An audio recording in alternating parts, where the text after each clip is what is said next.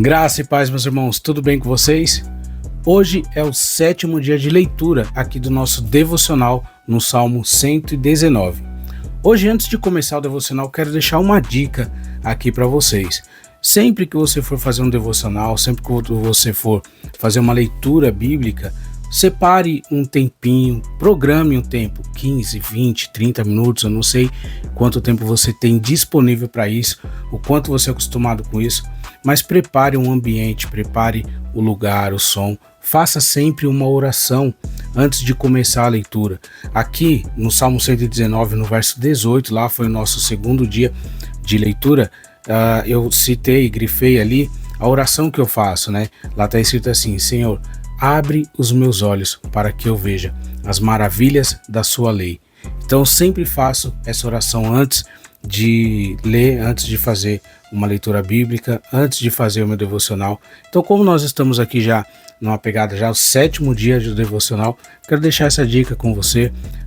Separe um ambiente, prepare um tempo, programe-se para que você não fique distraído. Eu uso uma estratégia, eu coloco o fone de ouvido e eu coloco ou no YouTube ou no aplicativo de música ali, ondas alfa. É um som que vai te dar mais concentração.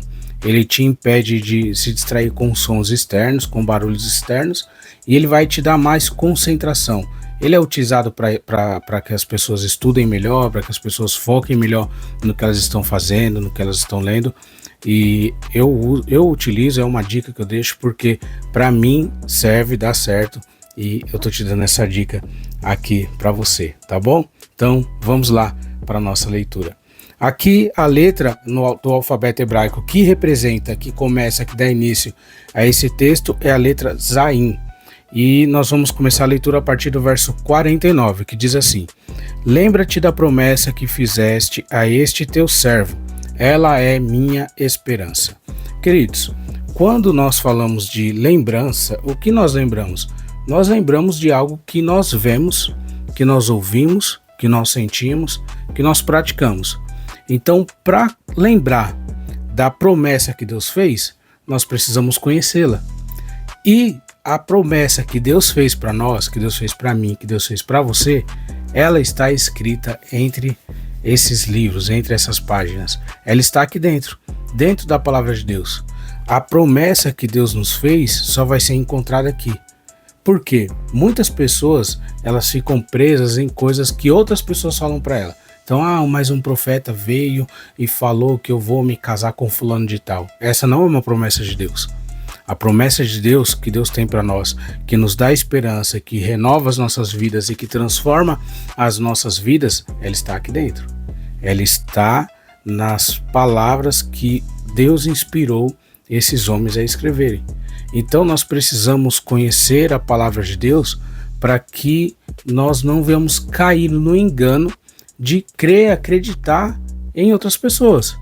Porque as palavras que um profeta diz, eu acredito em profeta, mas as palavras que ele diz devem ser respaldadas e devem ser julgadas através da palavra de Deus.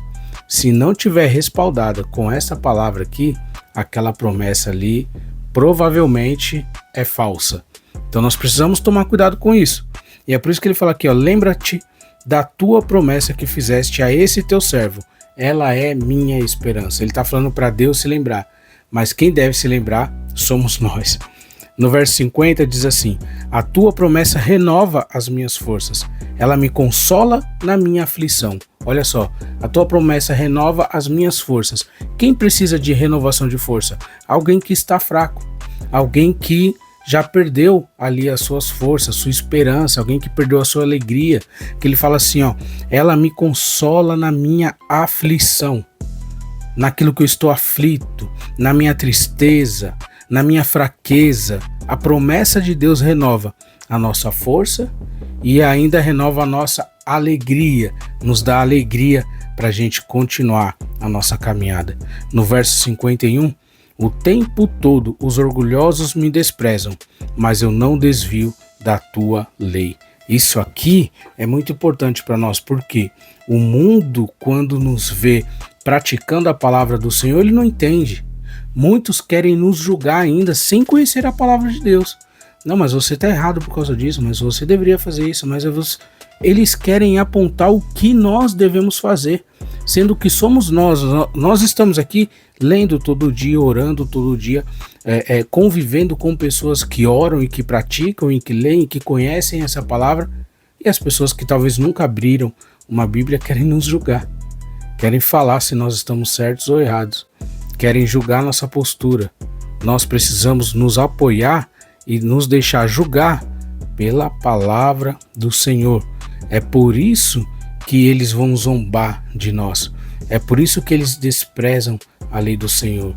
O mundo nos chama de louco e glória a Deus por isso. O apóstolo Paulo escreveu sobre isso lá em 1 Coríntios. Ele diz: a pregação do evangelho, a mensagem do evangelho é loucura para os homens, porque nós cremos num Deus que tomou a forma de um homem e veio nos salvar.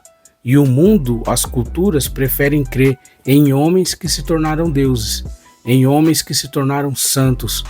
Já nós somos diferentes, nós cremos num Deus que se fez homem, assim como está escrito em Filipenses 2. No verso 52 ele diz assim: eu medito em teus estatutos tão antigos, ó Senhor, eles me consolam. Você já viu aquelas pessoas que falam assim: mas Deus promete que vai voltar, Jesus promete que vai voltar, e os meus avós falavam isso, ele não voltou, os meus pais falavam isso, ele não voltou, agora eu vou crer nisso, tanta demora, por que tanta demora? Nós cremos na palavra de Deus porque ela é fiel e porque ela transcende o tempo. A palavra de Deus transcende o tempo. Então, crer nos estatutos antigos é conhecer a palavra desde criança, é conhecer a palavra desde sempre, é estar sempre focado ali, nunca se esquecer e nunca se desviar da palavra de Deus, nunca se desviar para coisas novas. Nós cremos numa palavra antiga porque as coisas novas não nos ganharam, não nos tiraram o foco. As coisas que nós encontramos pelo caminho não nos tiraram o foco. Por isso que nós cremos nas coisas antigas. No verso 53 ele fala assim: eu fico furioso com os perversos, pois eles rejeitam a sua lei. Eu já falei sobre isso aqui e é bom sempre repetir sobre isso, né? Nós não vivemos num mundo que foi criado para nós. Esse mundo não foi criado para nós. O mundo que foi criado para nós, ele foi corrompido pelo pecado. E aí Deus restaurou, mas ele vai nos entregar isso só na eternidade. Então, não se sentir bem neste mundo aqui é normal, tá legal isso. Não se sentir bem, não se sentir habitável aqui, não se sentir confortável neste mundo, nesta geração, tá legal, tá muito bem. Se você se sente desconfortável em viver neste mundo, você está pelo caminho certo. É por isso que nós ficamos furiosos com os perversos, mas não furiosos a ponto de querer o mal deles, não. Aí isso cai num pecado já, mas nós ficamos furiosos porque eles não entendem que a palavra do Senhor é a melhor coisa a ser vivida, a ser praticada. No verso 54 ele fala assim: os teus decretos são tema das minhas canções na casa onde eu tenho vivido. Agora fala para mim, vou fazer um desafio. Se você canta sobre a lei do Senhor todos os dias na sua casa, se você fala a lei do Senhor, se você declara as leis do Senhor, se você vive, pratica, se você comenta, se você conversa sobre as leis do Senhor, como que você vai esquecer dela? Como que você vai tirar da sua memória aquilo? Como que você vai se desviar desse caminho? Nós erramos quando nós nos deixamos levar pelas distrações. E aqui ele está falando, os teus decretos são o tema das minhas canções, na casa onde eu tenho vivido, onde eu resido. E pode ser em qualquer lugar. Tem gente que vive mudando, né? Vive mudando de estado por causa do trabalho, por causa de logísticas e tal.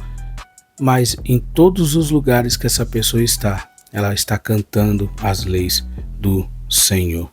No verso 55, ele diz assim: à noite eu penso em quem tu és, Senhor, portanto obedeço a tua lei. De noite, quando nós deitamos a nossa cabeça no travesseiro, é o momento de reflexão do dia, né? É o momento que nós paramos e que nós lembramos o que passou ali durante o dia, e muitas coisas nós pensamos que poderiam ter sido feitas de forma diferente, coisas que poderiam ter não acontecido, algumas atitudes que nós deveríamos ter tomado. Nós planejamos um pouco já o próximo dia, o que vamos fazer quando acordar, alguma coisa que nós queremos fazer, mas quando nós deitamos a nossa cabeça no travesseiro e lembramos em quem Ele é, as leis do Senhor, quando nós lembramos da presença de Deus e quem Ele é, as palavras dele se renovam dentro de nós e nós somos restaurados com isso. Esse é o momento de reflexão, esse é o momento de parar e refletir na lei do Senhor.